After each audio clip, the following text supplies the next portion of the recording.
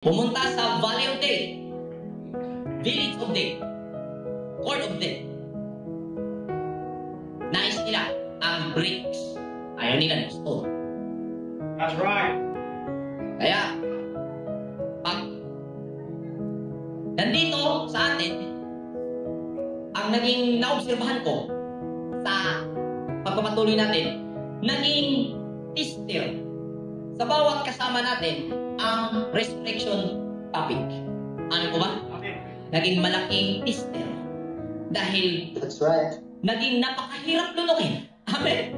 Amen. Biruin mo mula nung ikaw ay nagkamalay. Siguro ako, 30 years old ako. 33, 32 years old nung naalaman ko ito. Medyo nabigatan ako. Ano ba kaya? Kanerpostasyon. 60 years old, nalaman niya ito. So, mula nagkamalay siya, sabihin na natin 5 years old, nagkamalay. So, 55 years. Nung siya nagkamalay, siya na umaasa na yung Messiah physically babalik. Pero, nung nalaman ng katotohanan, masakit man, tanggapin dahil tayo'y umaasa, ngunit wala tayong magagawa laban sa katotohanan. Amen. Tanungin mo ako, gusto mo bang bumalik ang Messiah physically at buhayin itong katawan na ito physically? Sa panahon na siya babalik, is gusto ko. Ang tanong is, totoo ba yan? Hindi. Eh, hindi. Bakit? Ano ba siya kung ruruin na hindi? Hindi realidad eh. Fantasya eh. Amen. Okay. Kung kaya pa lang pabalikin ng iluhim na buhay ang mga namatay na mga alagad, ilahat na lang sana. Una na ron si Moses. Una na ron si Abraham para patunayan na may buhay. May patay na mabubuhay. Amen. Amen po ba? Moses. Maliit pa nagawa ni Moses. Maliit pa nagawa ni Abraham. Hindi ba naging sapat ang performance ni Abraham para siya'y buhayin? Amen. Para matutuhanan na mayroong mabubuhay? Hindi. Sapat. Father of faith. Pero sa kaunawaan ng mga taong nangangarap na ang Messiah ay babalik na buhay, kung ating siyasatin, ang kaligtasan ni Abraham maging questionable. Eh, wala pa si Messiah. Nung si Abraham ay namatay. Kaya, boundary kay Messiah, pabalik sa creation, questionable ang lahat ng kaligtasan ng mga tao. Amen po ba? Tulad rin ng mga grupo at sikta na nag-aangkin na sa kanila ang katotohanan. So, ibig sabihin, tulad ng mga sikta ngayon, na tayo, na nasa kanila daw ang katotohanan, bro.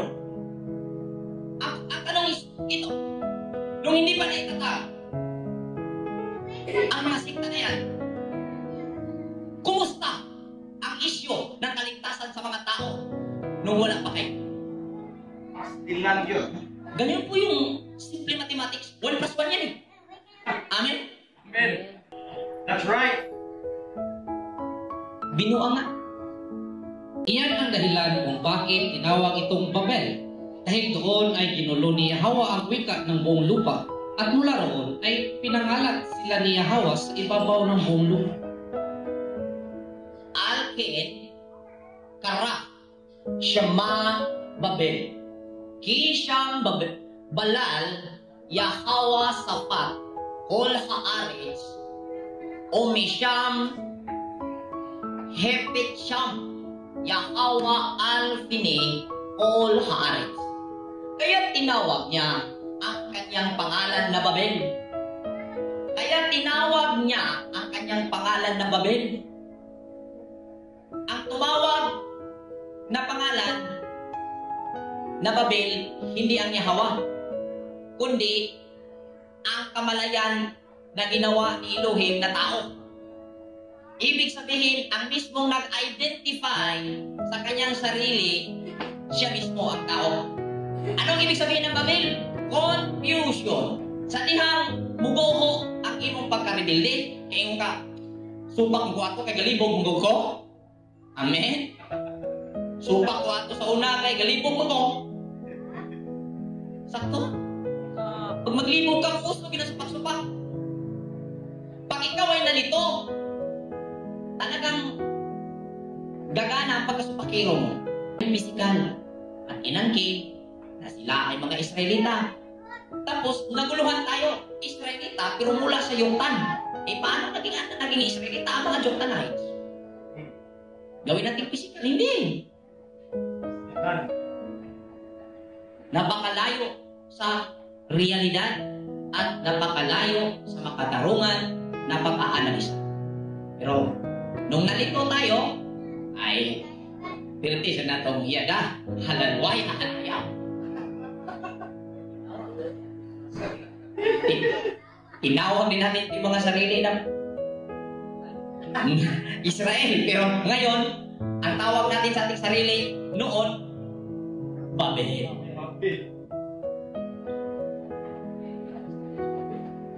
Yan, lumabas tayo sa Babel. Round 1 ng ating study ng Torah Community. Doon naganap ang bugno. Ano yung bugno sa Tagalog? Pakikipaglaban sa confusion.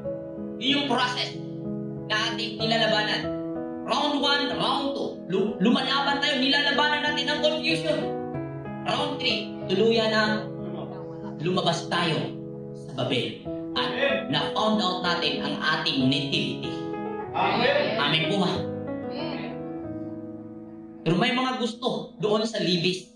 Gusto doon sa Valley of Death. Kaya naman, ang nabanggit na tore ng Babel ay nangangahulugan ito ng nagkakaisang hangarin ng mga tao na salungatin ang katuwiran na dapat ay imahe o pangalan na ipinagkatiwala ng lumikha sa tao na ginawa niya ayon sa kanyang larawan. Genesis 1:26, Genesis 5:1-2. Ang kadina ng mga pangyayari na hindi napanatili ng lalaki ang kanyang tungkulin. Lalaki means banal na kaisipan. Hindi napanatili ng kamalayan ng divine mind ang maintenance na kung saan ang duty ng humanity is to obey His commandments. Ecclesiastes 12:13. Amen?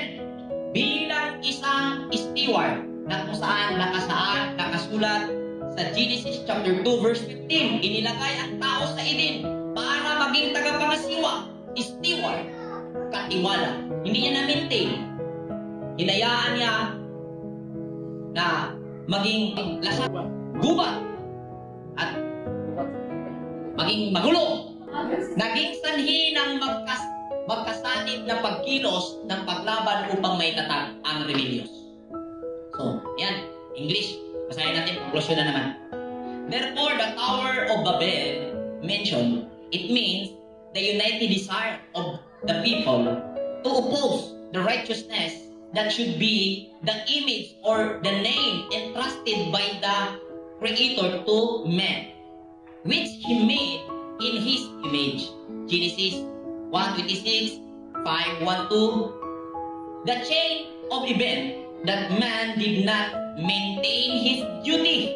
Ecclesiastes 12:13. As a steward causing joint act of resistance to be established. Wala naka-maintain ang humanity. So, dito po nagtatapos ang ating pag-aaral sa Genesis chapter 11 verse 1-9. Maraming salamat.